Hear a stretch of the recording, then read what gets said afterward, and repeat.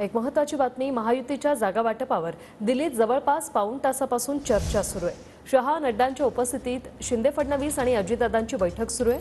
महायुतीच्या जागा वाटपावर अंतिम शिक्कामोर्तब होणार आहे। अजित पवार मावळच्या चौथ्या जागेसाठी आग्रह धरणार असं सूत्रांमार्फत कळतंय, तर अजित पवारांच्या राष्ट्रवादीला 3च जागा मिळण्याची शक्यताही सूत्रांनी वर्तवली आहे।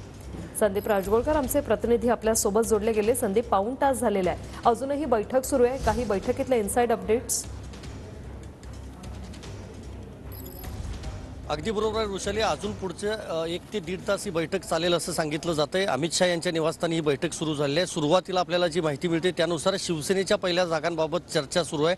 मुख्यमंत्री एकनाथ शिंदे यांनी देवेंद्र फडणवीस आणि अमित शाह यांच्यासमोर प्रस्ताव ठेवलेले आहेत, म्हणजे जी नावं किंवा जी उमेदवारांची नावं किंवा जे मतदारसंघ आहेत ते सुरुवातीला ठेवलेले आहेत शिवसेनेकडून, आणि त्यानंतर अजित पवार राष्ट्रवादी काँग्रेसच्या वतीनं जी नावं आहेत किंवा जे मतदारसंघ आहेत ते ठेवणार आहेत, आणि त्यानंतर अंतिम स्वरूप खरं तर दिलं जाऊ शकतं। महत्त्वाचं हेच आहे की दुसरी यादी भाजपची जाहीर होण्याआधी ही एक महत्त्वाची बैठक जी आहे ती राजधानी दिल्लीमध्ये होते। मुंबईतल्या काही जागांसाठी शिवसेना आग्रही असल्याचं देखील समजते। अजित पवार देखील चौथ्या जागेसाठी आग्रही आहेत। बारामती एक हे जागा खरं तर फायनल करण्यात आली आहे अजित पवार यांच्या पक्षासाठी। मात्र केंद्रीय गृहमंत्री अमित शाह हेच याबाबतचा अंतिम निर्णय घेणार आहेत, आणि महाराष्ट्रातले मुख्यमंत्री आणि दोन्ही उपमुख्यमंत्री हे या बैठकीला असल्यामुळं आज जागा वाटपाचा जो निर्णय आहे तो अंतिम केला जाईल असं देखील सांगितलं जातंय। त्यानंतर केंद्रीय निवडणूक समितीची बैठक होईल राजधानी दिल्लीमध्ये, आणि मगच उमेदवारांची नावं जी आहेत ती जाहीर केली जातील।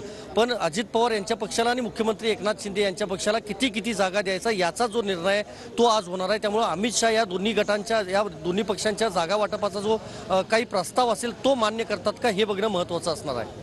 वृषाली, धन्यवाद संदीप, तुम्ही दिलेल्या या माहितीसाठी।